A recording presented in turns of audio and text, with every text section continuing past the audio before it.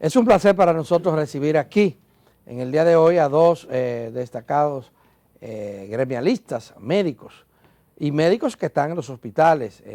Fulgencio Severino, quien es el director de cardiología del Hospital Salvador B. Gautier, y tenemos aquí también a Zenén Cava, quien es un pasado presidente del Colegio Médico Dominicano y un médico intensivista que está también muy activo, trabajando tanto en el sector público como en el sector privado. Gracias por venir. Lo hemos invitado para que nos expliquen un poco cómo anda el tema el impacto que está teniendo en el sector salud, el tema de la crisis sanitaria que ya todos conocemos. ¿Cuál quiere comenzar? Bueno, nosotros, primero buenos días y agradecerle la invitación. Desde el punto de vista médico, estamos viviendo lo que se esperaba, es decir, cuando las epidemias, por múltiples razones, tienen un comportamiento lento y las autoridades no toman ninguna medida para suprimirlo, como han hecho en otros países, entonces lo más normal es que va a llegar un momento en que vamos a ver una situación desde el punto de vista sanitario difícil. Porque ¿para qué sirve el enlentecimiento de una epidemia? Para que las autoridades tomen medidas. Aquí se ha manejado todo esto, en primer lugar, con muchas torpezas. En el gobierno hay una torpeza enorme en el manejo de la epidemia. Y yo pudiera asegurar que no hay manejo de la epidemia y que en el gobierno lo que han estado jugando a la información mediática, se buscaron un grupo de expertos que de expertos no saben absolutamente nada de epidemiología y hay que hacerlo saber que es así, porque lo que buscaban era darle una cara nueva al gobierno desacreditado. Me explico. Nosotros ahora tenemos, si tú te pones a ver con qué frecuencia se duplican los casos. Les voy a poner a ustedes el caso más concreto que más alarma. Nosotros tenemos 24,000 casos. En el manejo de la epidemia lo que más importa, ¿cuándo se duplica? Porque eso te habla que vamos a tener un momento en el que la demanda de servicio hospitalario es tan enorme que tú no la vas a poder satisfacer. Entonces, el elemento de métrica que se utiliza para ver cuándo llega esa crisis es la velocidad con la que se duplican los casos. Es decir, cuando yo voy a tener 48,000 casos, cuando yo tenga 24,000 más a lo de ahora. Si tú multiplicas cuántos días necesitas con 600 casos, necesitaría 40 días. O sea, más de un mes. Eso es un crecimiento lentísimo. Ahora, ¿qué pasó? Que el gobierno, como necesita dos hechos, el gobierno necesita manejar desde el punto de vista mediático dos hechos.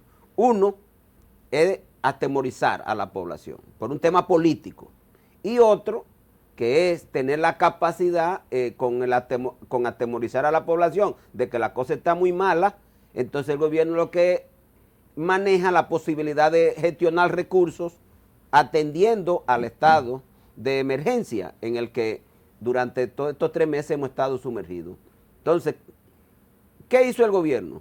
Que como la epidemia llevaba un crecimiento lento, no por acciones del gobierno, porque hay que tener bien claro, o sea, aquí no se ha hecho absolutamente nada bien hecho de lo que son las medidas de mitigación del crecimiento de la epidemia. O sea, aquí no ha habido distanciamiento social real, aquí no ha habido aislamiento real, aquí no ha habido cuarentena, porque aquí los infectados andan sin ningún tipo de problema y los contactos de los infectados nunca lo han salido a buscar. O sea que aquí no ha habido manejo de epidemia. Y entonces, ¿qué es lo que el gobierno entonces ha hecho? Que redujo el número de camas. Si te pones a ver, por ejemplo, en las primeras intervenciones del ministro de Salud, él hablaba que teníamos 2,893 camas. ¿Y qué hicieron? Que la bajaron a la mitad. Como bajaron la cama, entonces ahora dicen que estamos ocupando el 50, el 60% de las camas. Porque lo que uno está mirando a nivel privado, o sea, yo nunca he conocido en el manejo de la crisis de la epidemia que los centros que están dedicados a esta situación han tenido menos pacientes que los que tienen. O sea, la Plaza de Salud casi siempre está llena, la UCE casi siempre está llena, Opitén casi siempre está lleno. Estoy hablando de los sectores privados. Y en el caso de los sectores públicos, pues el hospital de Herrera siempre ha estado lleno. El Rodolfo de la Cruz del 28 siempre ha estado lleno. Es decir, que aquí los hospitales que hemos tenido siempre han estado llenos. Ahora, ¿dónde está el problema? Que si tú te buscas, el gobierno nunca ha adicionado una cama más en la capital. O sea, ¿qué debió haber hecho el gobierno? Simple y llanamente decir, vamos a poner hospitales móviles para estar manejando un volumen de casos más. O haber introducido otros hospitales, porque aquí hay hospitales, por ejemplo, Moscoso Puello no está integrado, nosotros como gobierno estamos integrados. Es decir, esos hospitales disponen de muchísimas camas en el caso que se decida que vamos a entrar. Entonces, mi conclusión es, número uno, que la epidemia sigue con un crecimiento lento, y uno lo ve, independientemente que tenemos un mayor número de casos, lo cual era previsible, porque si usted abre todo, va a tener un número de casos importante. Sigue siendo una epidemia de pacientes jóvenes predominantemente, aunque tenemos pacientes gravemente enfermos, pero eso lo hemos tenido siempre. El número de muertos pues va a seguir aumentando, porque en la medida que la epidemia vaya avanzando, los muy enfermos tienen estadía muy prolongada en los hospitales, porque ese es el principal problema, que tú puedes tener un paciente que normalmente te dura 7 días, pero en un paciente muy enfermo te puede tirar hasta 30 días y te va a ocupar la cama por mucho tiempo. Entonces, yo creo que lo fundamental es que todo eso es falso. Sí, Juan. Antes de formular mi pregunta, quiero oír la síntesis también del doctor Senan Cava, la síntesis, su visión general de la situación. Hay que tomar en cuenta la concentración de los casos está en el Gran Santo Domingo. De si los hospitales del resto del país están en la misma condición, parece que no. El apuro parece que está aquí en el Gran Santo Domingo. ¿Qué dice Senan Cava? Bueno, es obvio que desde un principio al gobierno nunca le interesó manejar la crisis. Desdeñó por primera vez los consejos, las orientaciones de un organismo que legalmente debe acompañar al Estado, al gobierno en ese tipo de circunstancias, como el Colegio Médico Dominicano. Nunca lo llamó a consulta, todo lo contrario, lo marginó y lo excluyó deliberadamente de la comisión gubernamental. El Colegio Médico planteaba pesquisaje exhaustivo, masivo de la población, y además de ese pesquisaje, inversión de recursos, fortalecer las medidas de la pandemia con una cuarentena de por lo menos 14 a 15 días de 24 horas. Obviamente el gobierno optó por esta actitud que yo le llamo bolsonaresca, protofascista, de querer hacer lo que a él se le ocurría y aplicar la famosa teoría del rebaño, de permitir que la gente se contagie. A fin de cuentas, él y este ministro de Manigua dan los datos que se le ocurren, dan las declaraciones que se le ocurren. Un ministro que debe de ceñirse a una actitud técnica, científica, usted lo ve politiqueando, desmintiendo, acusando. Entonces, es aquí que estamos en esta situación, inmerso, como dice el colega Severino, con un subregistro abismal, porque lo sabemos, que hay un subregistro posiblemente de un 50%. Cuando nosotros dirigíamos el Colegio Médico Dominicano en el 2010 al 2011, ocurrió la pandemia de cólera. Y en ese momento la OPS podría decirse que fue escuchada. Ahora mismo la doctora Alma Fernández decía, antes de producir el llamado descalamiento, por lo menos se debe de cumplir con 6 tipos de premisas, ¿no? Y dentro de ella, mantener una baja sostenida o plató en meseta, aumentar el pesquisaje. El profesor Juan Bolívar acaba de decir que este pesquisaje que se ha hecho aquí ha sido medalaganario. En un principio 200 por día, hace un mes eran 1000 por día, ahora es que la vienen a subir 2000 por día. A fin de cuentas, muy pocos, muy pocos. Entonces, en medio de esas circunstancias no se podía llamar, el gobierno lo hizo, llamó a descalar porque lo ha manejado con un criterio politiquero. No lo ha hecho partiendo de una impronta científica, como lo han hecho los países exitosos, léase Nueva Zelanda, Vietnam, dentro de lo que decía el profesor Mercedes, ese grupo de científicos incluyen, por ejemplo, a Cuba, dentro de los países latinoamericanos, a Cuba y a Jamaica. Y Jamaica, que aunque no es de los países latinoamericanos, es del CARICOM, es decir, de esta urbe americana, antillana. ¿Y por qué? Porque sencillamente siguieron esas reglas. Aquí no se ha hecho y estamos desbordados. ¿Estamos desbordados desde ahora? No, estamos desbordados desde hace tiempo, desde hace meses. Desde hace meses. No es cierto que los números de muertos... ¿Y es verdad que podría colapsar el sistema de salud?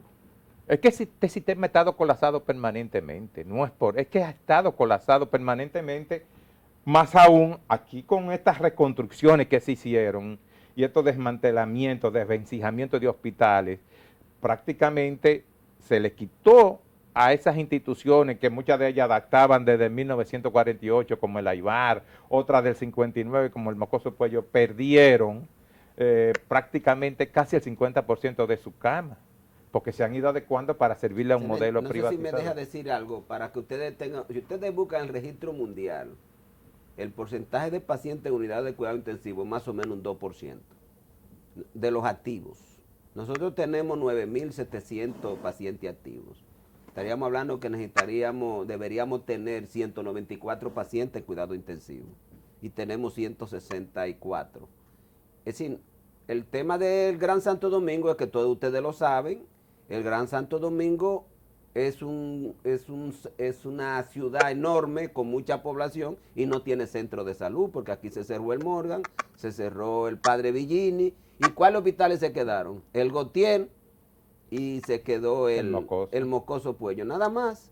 Y ya luego tú le agregas hospitales que son con un manejo semiprivado, como es el hospital de Herrera. ¿Por qué no abren el Luis Eduardo Aybar y lo ponen a disposición de la epidemia y tuvieran ahí 600 camas nuevas? Eso no es el problema es meter miedo, y meten miedo con un comportamiento muy absurdo, porque por ejemplo te dicen que no vamos a entrar en la fase 3, pero entonces anuncian la 4. Si no vamos a entrar en la 3 porque la epidemia está, pero entonces se van a abrir los hoteles y vamos a empezar a volar. Cuando todo el mundo sabe lo que está pasando en China. Ahora vamos a tener Fulgencio, pacientes, si déjeme terminar esta idea. El presidente Medina anunció, creo que fue en su segundo discurso de la pandemia, el de mayo, o tal vez fue en el de abril, pero el dato lo recuerdo porque lo cuestioné yo personalmente. Él anunció que tenían listas 3.000 nuevas camas en los hospitales, y yo preguntaba si esa no era más o menos la cantidad de camas que había en todo el Gran Santo Domingo, los hospitales. Esas nuevas camas aparecieron. No, porque recuérdese que ellos lo que hicieron fue que convirtieron muchos hospitales en hospitales de COVID. Por ejemplo, el de La Vega, el Morillo aquí lo convirtieron en COVID. ¿El de los Minas aquí? El de Los Minas lo convirtieron en COVID. Maternidad. Convirtieron el de Mao en COVID, el de el de San Francisco en COVID. Pero eso no eran nuevas camas. Esas eran las camas que había. Ah, sí, eso está claro. Aquí nunca ha habido nuevas camas. El Gran Santo Domingo históricamente ha tenido un déficit de camas. Ahora, cuando tiene una enfermedad aguda que obliga a hospitalizaciones, como esta enfermedad, que lo que hay que hospitalizar es porque está muy grave, o sea, porque estamos hablando de fallos respiratorios. Y eso, Senen que brega con estos pacientes, cuidado intensivo, puede hablar de ese tipo de cosas. Estos son pacientes que no pueden estar en su casa, como te ocurre, por ejemplo, con un fallo cardíaco, bueno, que yo lo puedo compensar 2 o 3 días yo he de emergencia y escuchado mandarlo a su decir, casa. Adelante, Juan. yo he escuchado decir que el problema en los hospitales es más grave, no solamente porque hay más de contaminados, sino que se acumuló durante más de 2 meses la cantidad de gente que no fue a los hospitales ni a consulta ni a búsqueda, incluso de cirugía, que estaban pendientes, y que al renovarse todo han acudido ahora y han masificado los hospitales. ¿Hay algo de cierto en eso? Bueno, en mi experiencia en el Gautier todavía... ¿Que han complicado la situación? No, en el Gautier todavía nosotros tenemos una cantidad de camas enorme sin usar. Nosotros en el Gautier. ¿Por qué? Porque todavía, yo no sé el Mocoso Puello, pero la cirugía son muy lentas todavía. O sea, todavía El proceso es lento. el proceso es muy lento para uno decir que ya tiene todos los pacientes desbordados. Y los pacientes crónicos enfermos, como nos pasa a nosotros, por ejemplo, en cardiología, pues muchos llegan complicados con COVID. Es decir, nosotros, no puedo yo decirle a ustedes, lo que pasa es que vuelvo a insistir, en el Gran Santo Domingo históricamente nunca ha habido camas suficientes de acuerdo al volumen de la población. Recuérdense que el mínimo de camas que se necesitaría para una población como el Gran Santo Domingo sería el 2% de casi 4 millones. Estaríamos hablando de unas 8,000 camas. Pero nosotros nunca lo hemos tenido. Es decir, nosotros, me refiero que es el número de camas que se necesitan más o menos son 2 camas por cada 1,000 habitantes, más o menos, sería la proporción. Y nosotros nunca lo hemos tenido aquí porque en el Gran Santo Domingo ha habido un desmantelamiento hospitalario y lo que predominan son fundamentalmente centros de salud autogestionados, y a eso hay que agregarle una gran cantidad de hospitales especializados. Es decir, tú te encuentras maternidades, 3 maternidades, tú te encuentras con 2 hospitales de trauma que no hacen otra cosa que trauma, y aunque hay una cantidad determinada de camas, pero no están disponibles para toda la población enferma, sino para grupos especializados, porque son más hospitales nacionales que hospitales locales. Entonces, ¿dónde está el problema de nosotros hoy? Que esta es una enfermedad que, como dije al principio, hay que manejarla de manera aguda, pero a mí me parece, y yo se lo puedo, y la población lo debe entender, nosotros, el problema del Gran Santo Domingo está íntimamente vinculado con que nunca ha habido cama y siempre ha habido problemas para hospitalizar otros casos. Hoy se ve más porque es una enfermedad más aguda. Y segundo, que yo pienso que el gobierno se maneja con mucho criterio como no creíble, porque como señalaba anteriormente, ¿cómo usted me dice que la fase 3 no puede entrar y usted dice anuncia la fase 4?